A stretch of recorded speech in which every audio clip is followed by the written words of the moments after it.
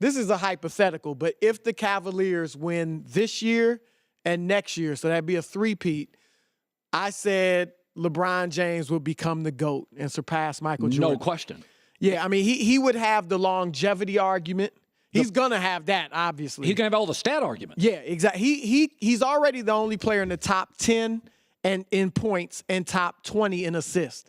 He could end up top 5 in points, top 10 in assists. Probably will. And then he would have beaten better teams. Oh, good guy. Can you, Chris Broussard, thank you. Jordan could never beat the great teams when they were all in their prime. He didn't do it. And look, I believe Michael Jordan is the GOAT. So do I. Right? He's the greatest of all time. So but there are people who played in the 80s who have told me they think he's the GOAT too, but they feel like he dominated a watered-down era. Dude, the East had Rick Smits and the Knicks had no shooters. Knicks had, during that era, you had one, at most, 2 stars on each team. That's it. The Knicks had one, Patrick Ewing. That was it. The Pacers had Reggie Miller. And like you said, Rick Smits was pretty good. Mark Jackson was good.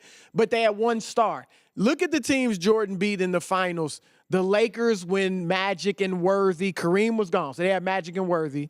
Portland had Clyde Drexler, and then guys like Kevin Duckworth and Jerome Kersey. Good players, but not stars. Seattle never won a title. The Portland group never won a title. Utah group. Phoenix, all they had was Barkley. KJ was good, but he was hurt all the time. To me, that's actually the best team they played. Yeah, that was a great team. Yeah, I'd say that team was better than Utah with Stockton and Malone. I thought for a 2-year period, the best team Jordan ever faced in the finals for about a 2-year period was Phoenix. Yeah, because Kevin Johnson, if he had been able to stay healthy, he'd be a Hall of Famer easily. I mean, he was phenomenal. Barkley was in it. Barkley at that point was so filthy. Oh, yeah. God, Barkley was awesome. No question about it. Dan Marley could play. Yep. And Jordan had a big 3, his second three-peat. I mean, Rodman is a Hall of Famer along with Scottie Pippen. Of course. And he never beat a team that had 3 Hall of Famers. Golden State, think about this. LeBron beat a San Antonio dynasty. Yes. Okay.